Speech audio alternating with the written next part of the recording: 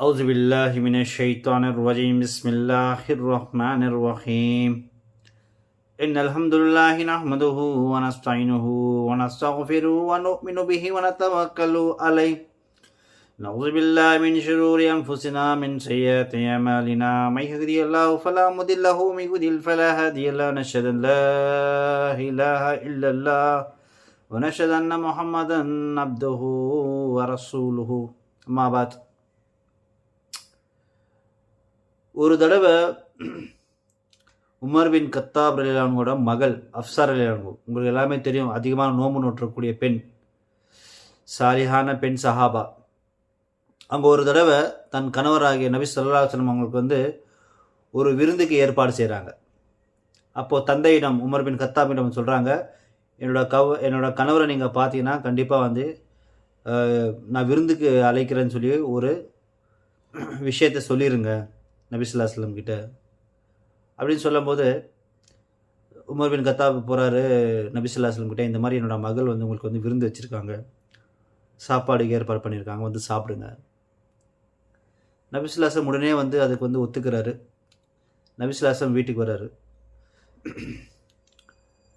சலாம் சொல்கிறாரு. அப்புறமா அஃப்ஸா ரலியல்லாஹு உட்காருங்க நபியை சாப்பிடுங்கன்னு சொல்லும்போது, அப்போது நபி ஸல்லல்லாஹு அலைஹி வஸல்லம் சிரிச்சிட்டே சொல்கிறாரு, நீங்களும் என் கூட சாப்பிடலாமே. இப்போது பெரும்பாலும் கணவர்மார்கள் சாப்பிடும்போது தன் மனைவி அழைக்கக்கூடிய அந்த தருணம் இருக்கான்னு கேட்டால் பெரும்பாலும் சாலிஹான மனைவியை தவிர, சாலிஹான கணவரை தவிர பெரும்பாலும் இருக்கான்னு பார்த்தா இல்லை. மனைவி சாப்பிட்டாலா என்ற கவலை கூட இல்லை. இல்லாமல் நம்ம கணவர்மார்கள் எவ்வளோ இருக்கும். சரி, அவங்க கேட்கும்போது நபி ஸல்லல்லாஹு அலைஹி வஸல்லம் அஃப்ஸா ரலியல்லாஹு பதில் சொல்கிறாங்க, நபியே உங்களுக்கு தெரியாதா, நான் இப்போ நோம்பில் இருக்கேன், நீங்கள் சாப்பிடுங்க, நான் நோம்பு முடிச்சு சாப்பிட்டுக்கிறேன், இஃப்தார் முடிச்சு நான் சாப்பிட்டுக்கிறேன். சரி, நபி ஸல்லல்லாஹு அலைஹி வஸல்லம் உட்காந்து சாப்பிட்றாரு, உணவில் உட்காந்து சாப்பிட்றாரு. சாப்பிட்டுட்டு சந்தோஷமாக நல்லா இருக்குமா, அல்ஹம்துலில்லாஹ், ஜஸாக்கல்லாஹ் ஹைரன்னு சொல்லி கிளம்பி போயிடுறாரு. சஹாபாக்கள் ஒரு வேலை விஷயமாக கூப்பிட்றாங்க, கிளம்பி போயிடுறாரு. நான் கிளம்பட்டுமான்னு சொல்லி உத்தரவு வாங்கிட்டு கிளம்புறாரு. சும்மா நான் கிளம்புறேன்னு இல்லை, நான் இப்போது கிளம்பட்டுமா, என்னோடய தோழர்கள்லாம் வந்திருக்காங்க, நான் மனைவியிட்ட பெர்மிஷன் வாங்கிட்டு கிளம்புறாரு. நம்ம கிரிக்கெட் விளாட போகும்போது வெளியே எங்கே சுற்ற போகும்போது பெர்மிஷன் கேட்போம்ல, அந்த பெர்மிஷன் கிடையாது. ஜென்ரலாகவே நான் இங்கேருந்து கிளம்புறேன், உங்களை உத்தரவு நான் கிளம்பிக்கலாமான்னு கேட்டுட்டு அந்த மரியாதையோட கிளம்புறாங்க. அப்போது அஃப்ஸா ரலியல்லாஹு என்ன பண்ணுறாங்கன்னா, இஃப்தார் நேரம் வந்துருச்சு. இஃப்தார் நேரம் வரும்போது என்ன பண்ணுறாங்கன்னா, இப்போ நோன்பு வச்சுருக்கவங்க பெரும்பாலும் பார்த்திங்கன்னா அந்த டேஸ்ட் எப்படி இருக்கும், அது உப்பு நல்லா இருக்கா, அக்யூரேட்டாக சொல்ல முடியாது இல்லையா, அவங்க சமையல் நம்ம குறை சொல்ல முடியாது. இன்றைக்கி நோன்பு மாதத்தில் கூட பெண்களோட சமையலை பற்றி குறை சொல்லிட்டு தான் இருக்கோம். அல்ஹம்துலில்லாஹ், அந்த மாதிரி சொல்லக்கூடிய தருணம் எல்லாம் நம்ம ஏற்படுத்தக்கூடாது. நம்மளும் அந்த வார்த்தைகளை நம்ம அதிகமாக பெண்கள் விஷயத்தில் ரொம்ப கவனமாக இருக்கணும். சொல்கிற விஷயத்தில் ரொம்ப கவனமாக இருக்கணும். அவங்க அந்த விஷயத்தெல்லாம் மறக்க மாட்டாங்க, ஒன்று மனசில் வச்சுட்ருப்பாங்க. அப்போ அந்த உணவை உட்கொள்கிறாங்க, அஃப்ஸா ரலியல்லாஹு உட்கொள்கிறாங்க. உட்கொள்ளும்போது அழுக ஆரம்பிச்சிட்டாங்க. ஒரே தேம்பி ஒரே அழுக. தந்தை உமர் பின் கத்தாப் வராரு, என்ன மகளே, என்ன ஆயிடுச்சு, ஏன் அழுகுறீங்க, என்ன ஆயிடுச்சு? இல்லை, இந்த உணவு இவ்வளோ மோசமாக இருக்குது, இவ்வளோ உப்பு இருக்குது அந்த உணவில், இவ்வளோ மோசமாக இருக்குது, கொஞ்சம் கூட அந்த உணவு சாப்பிடக்கூடாது நிலைமை. என்னாலே நான் அந்த சமையலை நான் தான் சமைச்சேன், ஆனால் என்னால் அந்த உணவை சாப்பிட முடியலையே. ஆனால் என்னோடய கணவர் நபி ஸல்லல்லாஹு அலைஹி வஸல்லம் அவர்கள் சாப்பிடும்போது அதை நெத்தியில் சுருங்கும் இல்லையா, நம்ம ஒரு சாப்பாடு நல்லா டேஸ்ட்டில் என்ன பண்ணுவோம், நெத்தியை கூட சுருக்கலை நபி ஸல்லல்லாஹு அலைஹி வஸல்லம் அப்படின்னு சொல்லும்போது, இன்னைக்கு எத்தனை கணவர்மார்கள் உங்களை மனைவி சமைக்கிறதுக்கு குறை சொல்லாமல் இருக்கு. மனைவி ஆக சிறந்த விஷயம் என்ன தெரியுமா, சமையல் எடுத்துகிட்டு கொடுத்துட்டான்னு வச்சுங்க, நம்மளை போட்டு உயிர் எடுப்பாங்க.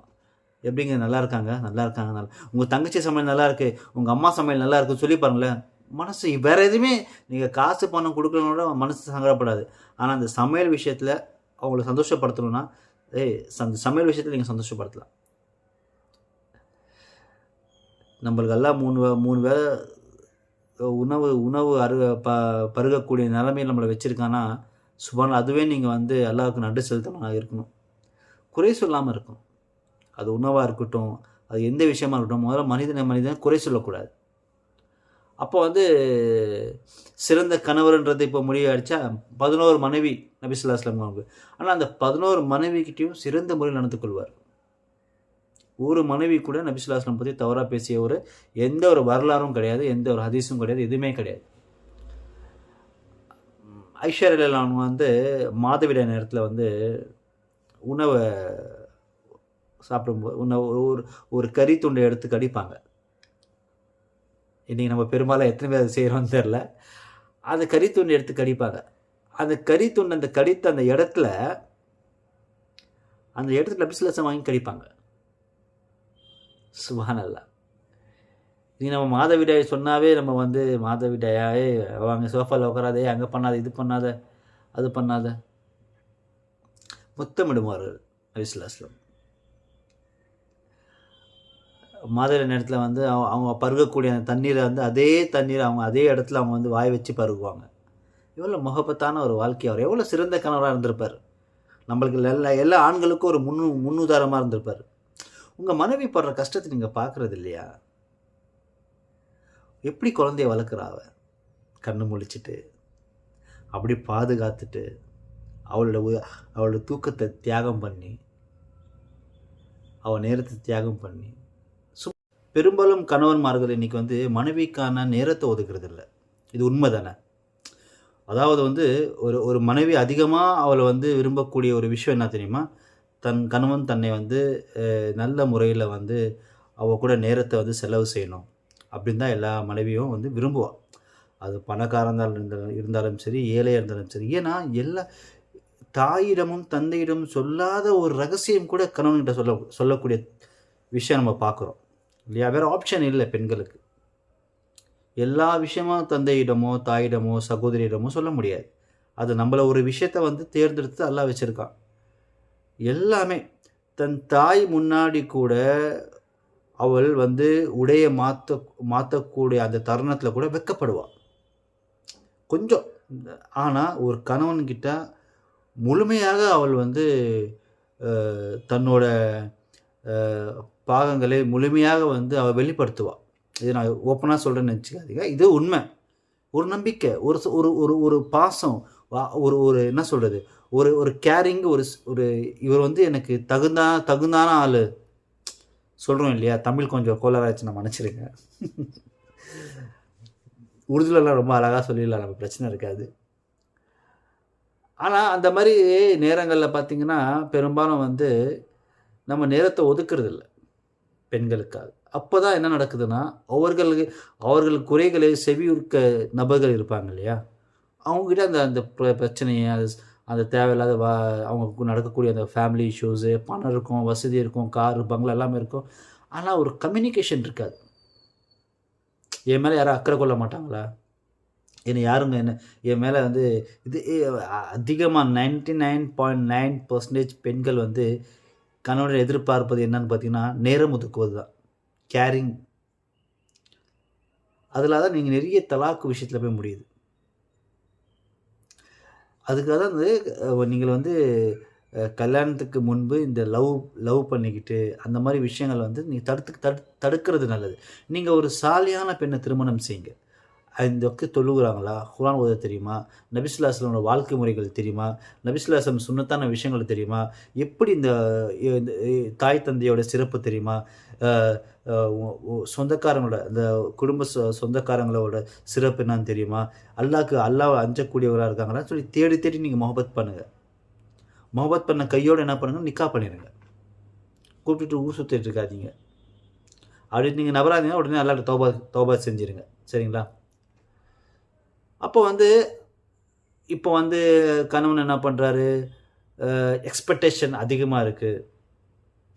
இப்போது சாலியான பெண்ணை நம்ம திருமணம் செய்யும்போது நம்ம என்ன சம்பாதிக்கிறோமோ அல்ஹம்துலில்லாஹ் அதை வச்சு வந்து வாழ்க்கையை ஓட்டக்கூடிய நபர்கள் நம்ம பார்க்குறோம். ஆனால் நம்ம எக்ஸ்பெக்டேஷன் இருக்கும் இல்லையா, நான் அப்படி பார்த்துப்பேன் இப்படி பார்த்துப்பேன்னு சொல்லி கூப்பிட்டு வந்து அவள் எக்ஸ்பெக்டேஷனை நம்ம குறையிற சூழ்நிலை ஏற்படும் போது அவள் என்ன பண்ணுறான், என்னங்க இதெல்லாம் ஒரு சம்பளமா, எல்லாம் என்ன சம்பாதிக்கிறீங்க, போய் நல்லா சம்பாதிச்சுட்டு வாங்க, அவளுக்கு குழந்தைங்கள் இருக்குது, இதை பாருங்கள் ரிசக், இந்த பிள்ளைகள் எல்லாம் அல்லாஹ் கொடுத்தது. நீங்கள் சம்பாதிக்கிறது என்னதான் அல்லாஹ் ரிசக் எழுதிட்டான். அல்லாஹ் உங்களுக்கு கதவை உடச்சிட்டு கொடுப்பான் ரிசக். அல்லாஹ் மேலே நம்பிக்கை இருந்துச்சு அப்படின்னா. இந்த உலகத்திலே சிறந்த ஒரு செயல், ஒரு அமல் என்னன்னு கேட்டால், இறைவன் மீது நம்பிக்கை கொள்வது. இறைவன் தான் என் உணவளிக்கிறான், இறைவன் தான் என்னை பாதுகாக்கிறான், இறைவன் தான் எனக்கு அனைத்து செல்வங்களையும் கொடுக்கிறான்றத ஒரு விஷயத்தை நம்ம மனசு உள்ளுக்குள்ள ஆழமாக பார்த்து பதிக்க வைக்கணும் இல்லையா?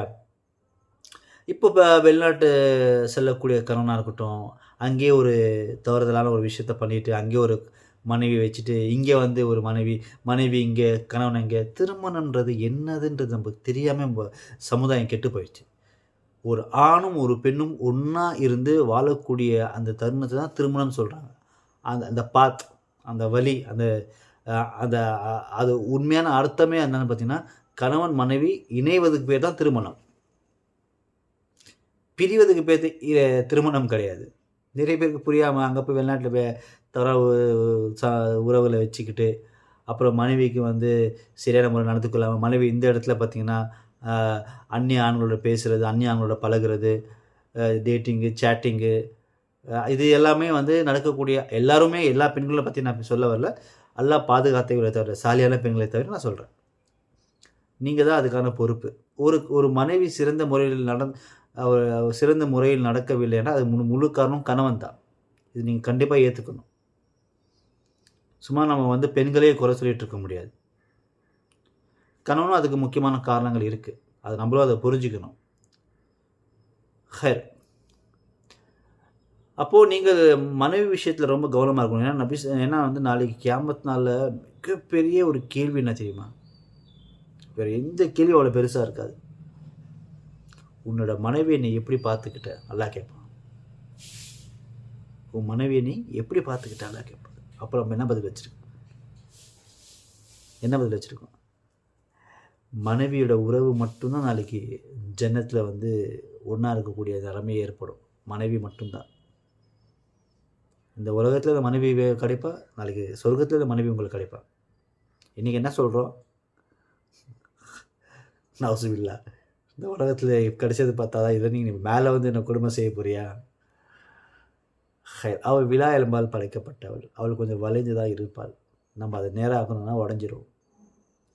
அவங்க வழியிலே போயிட்டு, அவங்க வழியிலே அவங்க வந்து புரிய வச்சுட்டு, கொஞ்சம் அங்கே கொஞ்சம் அன்பாக பேசி, அக்கறையோடு பேசி, நீ சொல்கிறது கரெக்டு தான், சரி தான், ஆனால் இப்படி செஞ்சால் கூட நீ சொல்கிற மாதிரியே இருக்கும் நடக்கும்னு ஒரு ஒரு ஒரு பிளானிங்கோட அப்படியே வளைந்து அப்படியே ஒரு என்ன சொல்கிறது, அது ஒரு மிகப்பெரிய ஒரு டேலண்ட் நபிசுல்லாஹ்வோட வாழ்க்கையில் ரொம்ப பயன்படுத்துகிறாங்க. நபிசுல்லாஹ் வாழ்க்கையில் ரொம்ப பயன்படுத்துகிறாங்க. அதெல்லாம் நீங்கள் வந்து அவரோட வாழ்க்கை வரலாறு எடுத்து படிக்கணும். கணவன் எப்படி வந்து அவர் தன் மனைவியிடம் வந்து 11 மனைவிட்ட வந்து நல்ல பேர் எடுக்கிறது சாதாரணமான விஷயம் கிடையாது இல்லையா? சாதாரணமான விஷயம். ஒரு மனைவிட்டு நல்ல பேர் எடுக்கிறதே கஷ்டமாக இருக்குது. ஸோ நீங்கள் வந்து ஏன்னா ஒரு வீட்டில் ஒரு மனைவி வந்து நம்ம மனைவி விஷயத்தில் ரொம்ப நம்ம சரியாயிட்டோம்னா மற்ற இந்த குடும்பமே ஒன்று சரியாயிடும், மொத்தம் ஃபேமிலியும் சரியாயிடும் இல்லையா? உங்களில் சிறந்தவர் யார் என்றால் உங்கள் மனைவியிடம் சிறந்தவராக இருப்பவர் தான் உங்களோட சிறந்தவர். நல்ல குடும்பத்தில் வந்த ஆண் எப்பவுமே ஒரு பெண்ணை கொடுமைப்படுத்த மாட்டான், எப்பவுமே ஒரு பெண் அடிக்க மாட்டான், கெட்ட வார்த்தைகளை திட்ட மாட்டான்.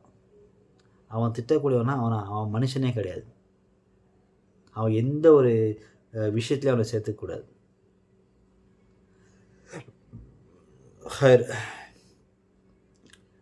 கணவனையும் நல்ல முறையில் வந்து கண்ணியப்படுத்துங்க. கணவனோட கஷ்டத்தை புரிஞ்சுக்குங்க. சும்மா சாதாரணமாக ஒரு கணவன் ஒரு ஆணாக நம்ம வாழ்ந்துட முடியாது. அவர் வேலைக்கு போயிட்டு எத்தனை பேர் திட்டு வாங்கி, மேனேஜர் கழுவி ஊற்றுவான், திட்டு வாங்கினா அதுவும் திட்டு வாங்கி இங்கே பண்ணி ரோட்டில் டென்ஷனு, லோனு, அது இது கண்டதும் மைண்டில் ஓடிட்டுருக்கோம். வாடகை, ஸ்கூல் ஃபீஸ், கரண்ட் பில்லு, இதெல்லாம் மைண்டில் ஓடிட்டுருக்கோம். நீங்கள் தான் கொஞ்சம் உள்ளே வரும்போது சிரிச்சுக்கிட்டு ஒரு நல்ல ஒரு அதாவது அல்லாஹ் என்ன சொல்லியிருக்காங்கன்னா, கணவன் மனைவிக்கு ஆடையாக, மனைவி கணவனுக்கு ஆடையாக சொல்கிறோம். நீங்கள் தான் வந்து அதை வந்து சரி செஞ்சு வேறு எங்கேயுமே போயிட்டு கணவன் போயிட்டு தன்னோட சோகத்தை வெளிப்படுத்த மாட்டான்.